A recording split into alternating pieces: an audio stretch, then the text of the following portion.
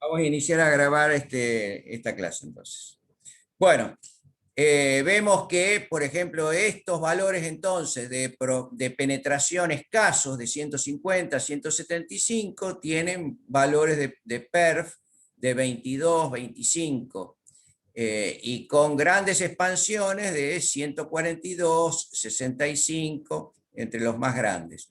Y cuando vamos a valores más chicos de SP y más grandes de PERF, tenemos casualmente las penetraciones de 350, 375 milímetros y expansiones de 45. Es decir, que esto nos da una idea si el parámetro puede ser testigo del comportamiento real, y vemos que efectivamente guarda relación.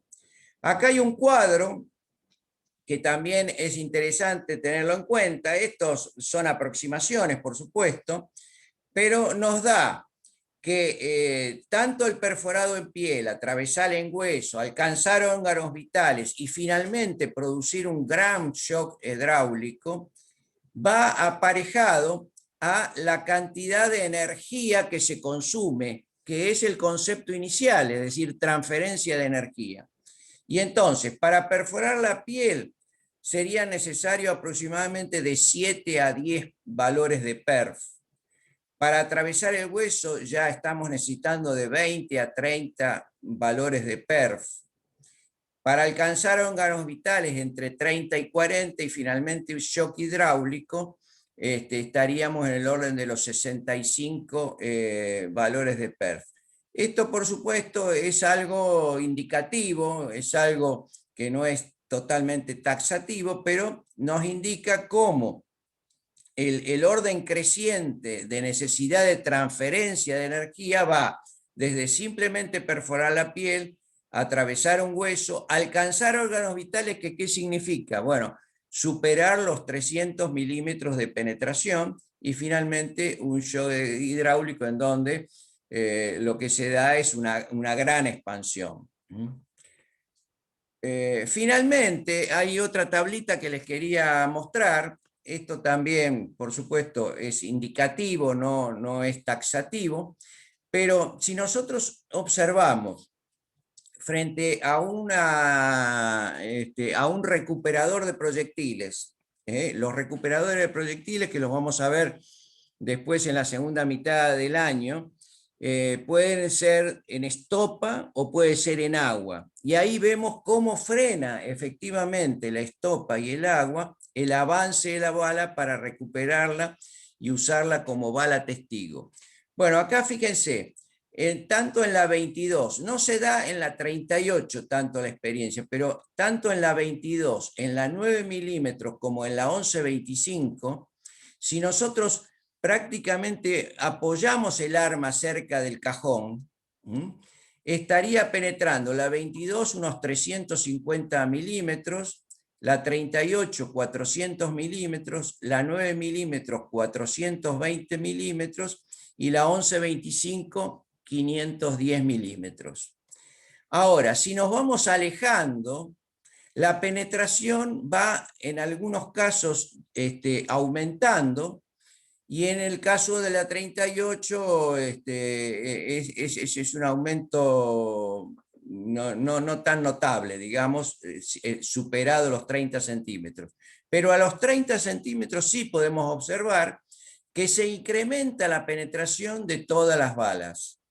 Es decir, que la conclusión es que esa transferencia de energía que se produce en estopa o se produce en agua, en la medida que nosotros vamos alejando el arma de lo que es la iniciación de la caja esta o del tambor, le estamos dando la posibilidad de que se produzca ese pequeño incremento adicional que habíamos dicho se producía por el empuje de los gases a la salida de la boca. Bueno, vamos a dejar de compartir esta placa y vamos a pasar ahora a compartir una placa que yo en parte se las he mandado, que es el tema de experiencias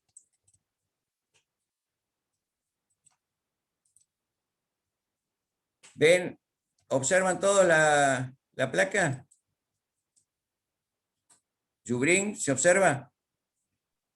Sí, profe.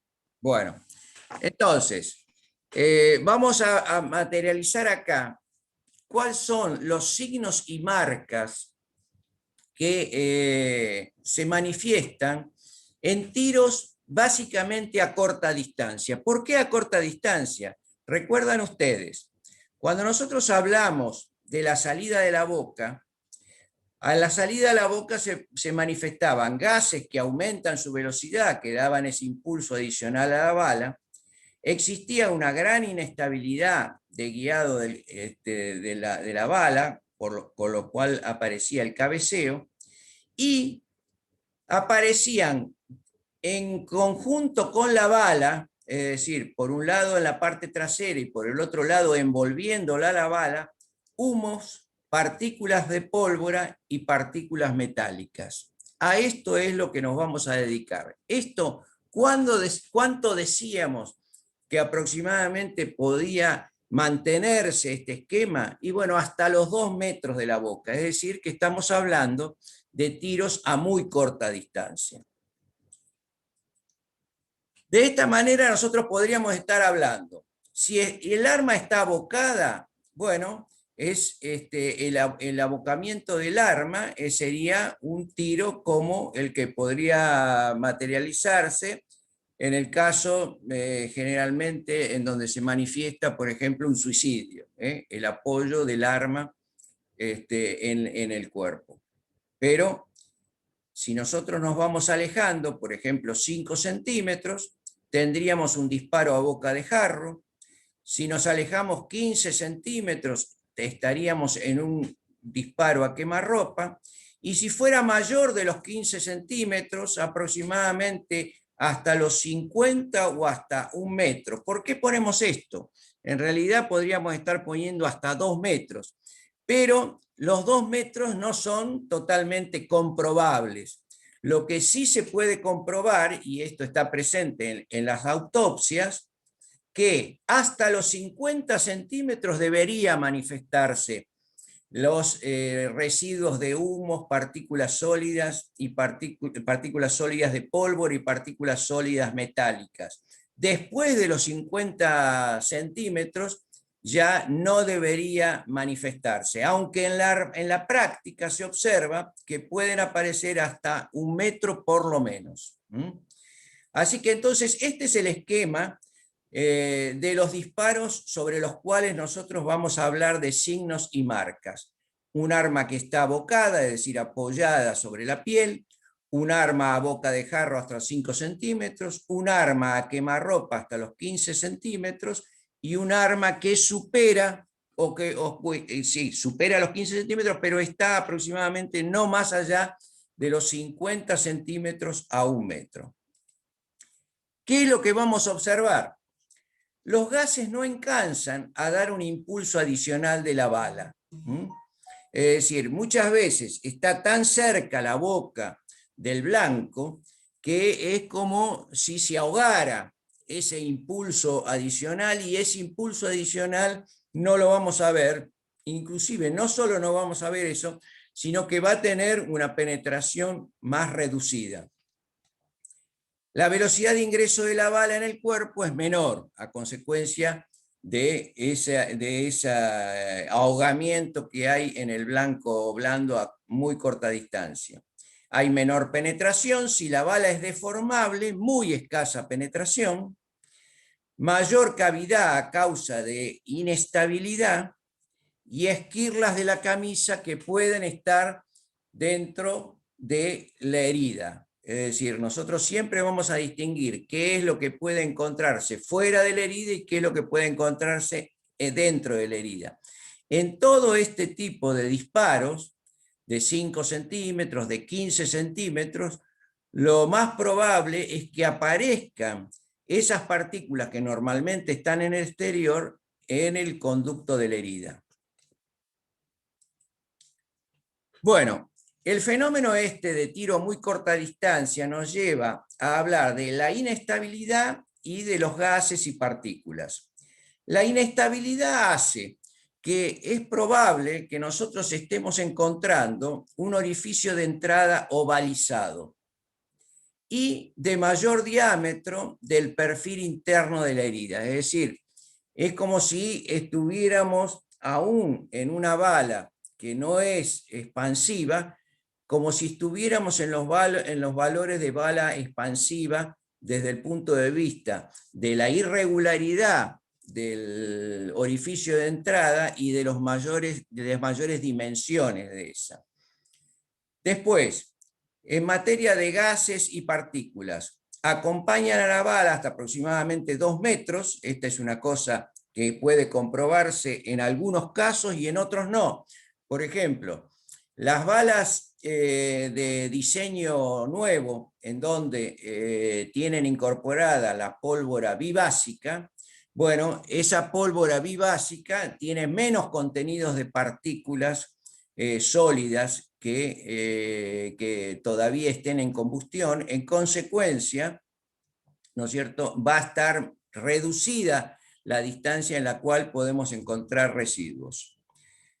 En disparos con el arma abocada y a boca de jarro, los gases y partículas metálicas ingresan con la bala al canal de la herida. Esta es una cuestión que normalmente, ¿no es cierto?, la autopsia tendría que dotarnos de elementos como que se han encontrado partículas metálicas dentro de la herida. Y en disparos a corta distancia dejan marcas de ahumamiento y tatuaje. Este es el elemento fundamental, ¿no es cierto? Es decir, en la medida que nos vamos alejando, se va alejando la boca de la boca abocada, 5 centímetros, 15 centímetros, 30 centímetros, ya el ahumamiento y el tatuaje en la zona externa de la herida debería estar materializada. ¿Hasta cuándo? Bueno, en las autopsias se dice hasta los 50 centímetros. Bueno, signos y marcas, entonces vamos a hablar de esto que yo les mandé un PowerPoint. A corta distancia, entonces, estarían más ovalizados. Pasamos de, a lo mejor, un orificio de entrada más regular a larga distancia y más irregular, ovalizado, a corta distancia. ¿Qué pasa con el tamaño del orificio? Es levemente inferior a lo que es el calibre. ¿Por qué?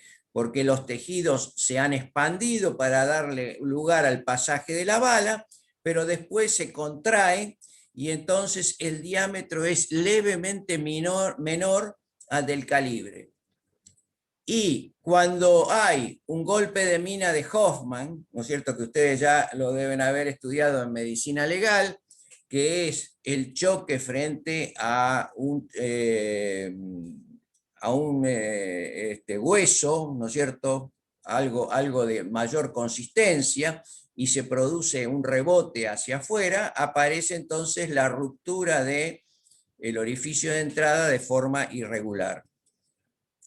El estudio del orificio de entrada es un estudio entonces que merece hacerse para darnos una idea de la distancia de tiro. El halo de Fish. Cuando la bala se acerca a la piel, choca y la comprime inicialmente. Luego se produce un estiramiento y un frotamiento del lateral de la bala.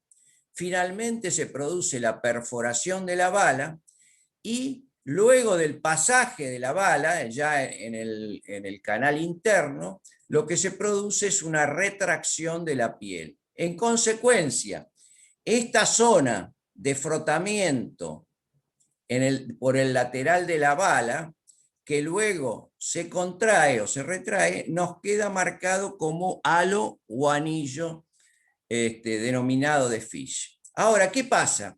Esta es una zona que difícilmente pueda verse claramente. ¿Por qué? Porque acá, fíjense, aparecen lo que se denominan dos halos, el de enjugamiento y el de contusión. El de enjugamiento es que toda esa zona ¿no es cierto? Por supuesto, que es lo que habilita hablar del anillo, esto, aparecen restos de pólvora que lo han manchado, aceite que puede traer la bala, o suciedad de la bala, que hacen que quede marcado que podría ser ensuciar el contorno del orificio de entrada, halo de enjugamiento. Pero después se suma a un halo de contusión, que es la agresión de los vasos sanguíneos y los tejidos vivos, que hacen que no solo todo el alrededor del orificio esté manchado, sino que esté agredido por sangre, ¿no es cierto?, y el golpe contra los tejidos. Otra cuestión que podría darse, ¿no es cierto?, es que hubiera un halo o anillo que no está perfectamente identificado con la circunferencia del orificio de entrada, que está más corrida hacia un lateral, y entonces allí se podría hablar de un ángulo de tiro, es decir, podría reforzarse el estudio de un ángulo de tiro. Bueno, los otros elementos que podemos manifestar es, sobre la piel, cuando hay abocamiento, seguramente va a estar esto que es la marca de la presión del caño caliente apoyada sobre la piel. Cuando lo que se ha producido es una herida que ha atravesado antes telas, ropa, entonces es probable que se produzca el quemado en las fibras de la tela, es decir, que esto nos llevaría a que no solo es necesario en el acto de la autopsia hablar del cadáver y las heridas en el cadáver, sino también hacer un análisis de la ropa, porque puede no estar el ahumamiento en la piel, pero sí estar el ahumamiento en la tela. Efectos sobre piel, tejidos y signos de disparo a muy corta distancia. Bueno, ahumamiento y tatuaje. El ahumamiento a causa de los humos y el tatuaje por la perforación de granos, que pueden ser granos incandescentes de pólvora que no ha terminado su combustión, o pueden ser granos que son partículas metálicas de lo que puede provenir desde la cápsula iniciadora, la camisa de la bala y el núcleo de la bala. Ya esto vamos a ver en mayor detalle. Bueno, el signo de Benassi es cuando aparece un tejido de mayor consistencia, en donde se puede observar que no solo el ahumamiento se va a ver en la zona externa, sino también se va a ver en la zona interna. Esto seguramente se lo habrán mencionado con mayor detalle en lo que es la medicina forense. Esta es una fotografía, ¿no es cierto?, de un signo de Benassi, en donde vemos acá el manchado. Y ahora, completando lo que decíamos de estos distintos disparos, vamos a sumarle qué es lo que podemos estar encontrando. A 5 centímetros, boca de jarro, penetran con la bala en la herida los gases y partículas de pólvora y metálica. Esta sería una conclusión de lo que hemos estado hablando. A los 15 centímetros, que es a quemarropa, seguramente vamos a poder observar el halo de Fish, vamos a poder observar el tatuaje y quemadura y ahumamiento. Y a corta distancia, en un informe médico nos diría que todo esto puede encontrarse hasta los 50 centímetros, aunque en la práctica podríamos llegar a encontrar hasta 1 metro, ahumamiento y tatuaje. Vamos a ver los restos, vamos a dedicarnos ahora a esos restos. Esos restos que forman parte del ahumamiento, que forman parte de los residuos que le pueden haber quedado en la mano del tirador, que pueden tomarse del arma con el famoso guante de parafina, es decir, con el guante recolectar estos residuos en arma o en la mano del tirador, constituyen humos y partículas sólidas del iniciador, de la camisa y de la pólvora, que van con destino, como decíamos, a la mano y al arma. El ahumamiento y tatuaje, que serían los otros residuos, estarían en la piel, en la zona externa del orificio de entrada. Y podrían recolectarse también partículas metálicas en la zona interna de la herida, cuando ocurre, por ejemplo, un golpe de mina de Hoffman o frente a la evidencia del signo de Benassi. Ahora bien, estos restos, ¿cuáles pueden ser desde el punto de vista de análisis químico? Los restos del iniciador y de la camisa metálica de la bala hacen que tenga presencia de mercurio, plomo, bario y antimonio. ¿Por qué redondeamos acá en Colorado plomo, bario y antimonio? Porque estos tres elementos sufren una fusión formando lo que ya a esta altura es un elemento que generalmente está presente en las investigaciones, que es la partícula característica que nos está caracterizando un disparo de arma de fuego, donde existe una partícula en donde estén estos tres elementos fusionados. Bueno, y a su vez por el otro lado están los restos de pólvora, y entonces en los restos de pólvora pueden haber óxidos de carbono, nitratos y nitritos. Es decir, que distinguimos que hay partículas metálicas y partículas provenientes de la pólvora. Vamos a ver cuál es el tratamiento de todo esto más adelante. Pero hagamos un análisis de todo lo que puede brindar tanto la vaina, la bala, como la cápsula iniciadora. La vaina, recordemos, ¿no es cierto?, que es una aleación 70-30 de cobre y zinc. En consecuencia, acá podríamos encontrar impurezas también, como ser plomo, hierro, estaño y manganeso. En la bala, el núcleo es una aleación de plomo y antimonio, o aleación de plomo y estaño, con lo cual pueden estar presentes todos estos elementos. En la camisa es un acero, hierro o acero latonado, en donde tenemos el latón, cobre, zinc. Está la mezcla Maillechor, que es 80% de níquel y 20% de cobre, que es el caso casualmente de la bala 7.65 de Mauser. La camisa tiene esta composición. Y finalmente, en la cápsula proveniente de la cápsula iniciadora, que generalmente está construida con latón 70-30 o 72-28 o 90-10 o 95-5 ¿de qué? De cobre y zinc. Puede ofrecer una carga de bario, nitrato de bario, mercurio, azufre, potasio y antimonio. Acá fíjense que hemos ido subrayando plomo, bario, antimonio. Es decir, que estos tres elementos pueden provenir de diferentes partes de la composición del cartucho, y entonces nos va a llevar al análisis de detalle.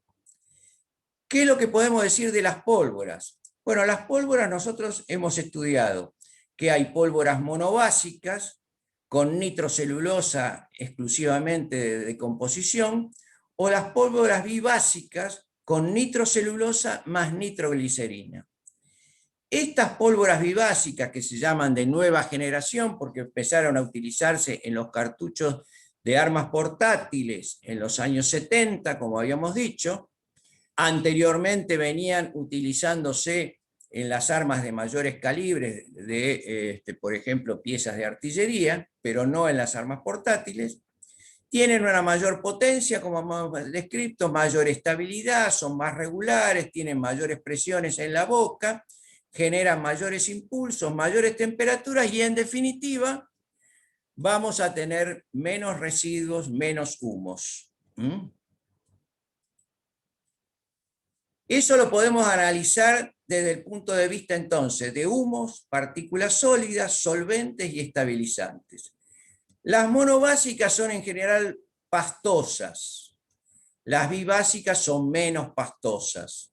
Las partículas sólidas que podamos encontrar son en gran número y tamaño, es decir, son granitos de pólvora de mayor tamaño, porque la combustión se ha producido menor.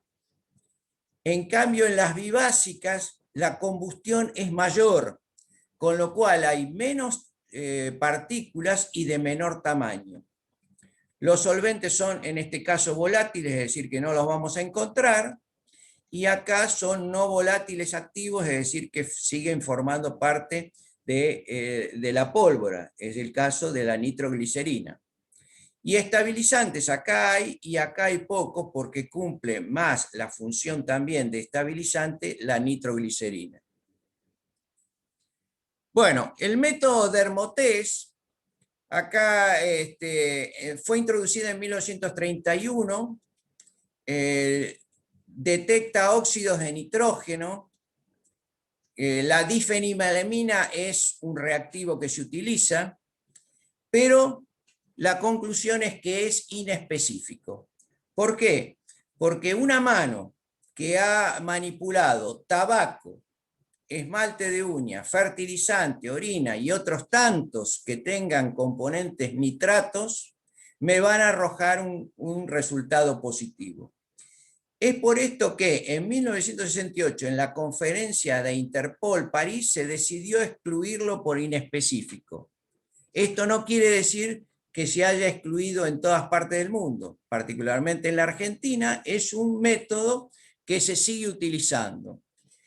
Y en particular pienso que se va a seguir utilizando porque en definitiva nosotros, si sumamos un análisis de partículas metálicas por un lado, a uno de partículas de pólvora en el otro, que sería este, el resultado, si los dos fueran positivos, entonces sí, sumados, nos darían la confluencia de que tanto las partículas de pólvora como las partículas metálicas provienen de un disparo de arma de fuego. No sé si queda claro este concepto. Guillermo, ¿queda claro? ¿Queda claro este concepto? Profesor. ¿Eh? Sí, sí. Bueno, es decir, la necesidad entonces de, si seguimos haciendo el método Dermotés, ¿no es cierto?, tener en cuenta que es para posibles nitratos y nitritos, que después, sumado a un positivo de partículas metálicas, ahí sí podríamos estar aseverando de que son restos de un disparo de arma de fuego. Bueno, en tejidos, como decimos, es inespecífico, y en un arma, en los informes suele encontrarse esta afirmación: no existen métodos para determinar la fecha del disparo. Es decir, que un arma puede haber sido guardada, sucia, con anterioridad y nos sigue dando positivo. Bueno, veamos el tratamiento. Entonces, decíamos que los restos de pólvora deben ser sometidos a análisis. ¿Mediante qué? Mediante el reactivo de Grace, alfa-naftilamina, ácido sulfanílico, ácido acético, que me va a dar como resultado una reacción de puntos rojos y me estaría indicando la presencia de nitritos. O con un reactivo de Goodman, difenilamina, ácido sulfúrico, que me daría una reacción de puntos negros y que me estaría indicando la presencia de nitratos. Es decir, mediante estos dos reactivos, entonces, atacando los restos de pólvora, podríamos estar obteniendo resultados de la existencia de nitritos y nitratos. Pero, como decíamos, es inespecífico. Tendríamos que sumarle ¿qué? Tendríamos que sumarle el análisis de los restos metálicos. ¿Cómo se puede hacer? Espectrofotometría de absorción atómica, microscopía electrónica de barrido y reactivo rodisonato de sodio. Fíjense que de estos tres, que hasta ahora se hablaba, pero había poca actividad de análisis, en la microscopía de electrónica de barrido es la que finalmente ha terminado imponiéndose y hoy está presente en los análisis. En Tucumán está la oficina que se dedica a la microscopía electrónica de barrido, y vamos a ver algunas características de esto. Por ejemplo, el microscopio electrónico de barrido presenta esta fisonomía, en donde la observación acá, mediante estos lentes, es una observación microscópica. La muestra que está en la base colocada es atacada, ¿no es cierto?, por un bombardeo acá de neutrones en esta columna, y entonces al reaccionar me va a dar una imagen de partículas. ¿Qué partículas? Fíjense, pueden aparecer partículas características de residuos de un disparo, GSR, Gunshot Residue.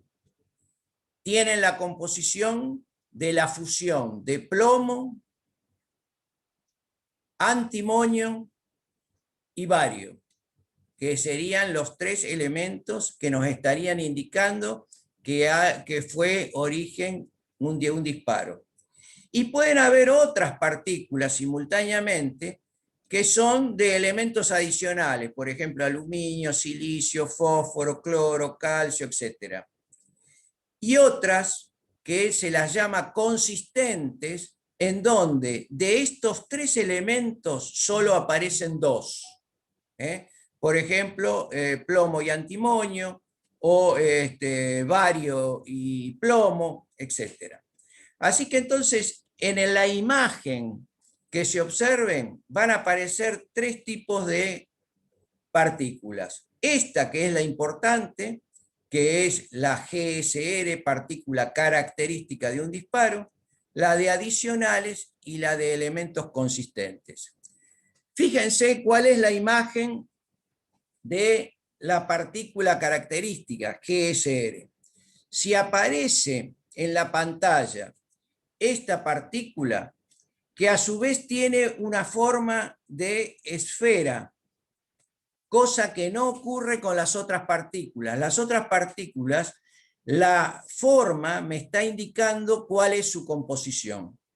Esta, cuando aparece una esfera, estamos hablando de la existencia de una partícula característica y en consecuencia podemos determinar que quedan fusionados en esa partícula plomo, bario y antimonio. Y una sola partícula sería suficiente para dictaminar de que los residuos provienen de un disparo de arma de fuego. Carolina, ¿se entiende? Sí, profe. Bueno, veamos qué se observa en las pantallas. En las pantallas, fíjense, acá se está observando esta partícula característica que se ha aislado y se está observando también la composición química. Acá está indicando, por ejemplo, que hay 10 partículas GSR que se han obtenido. Y en una pantalla más grande están todas las partículas que pueden observarse, categorizadas por colores.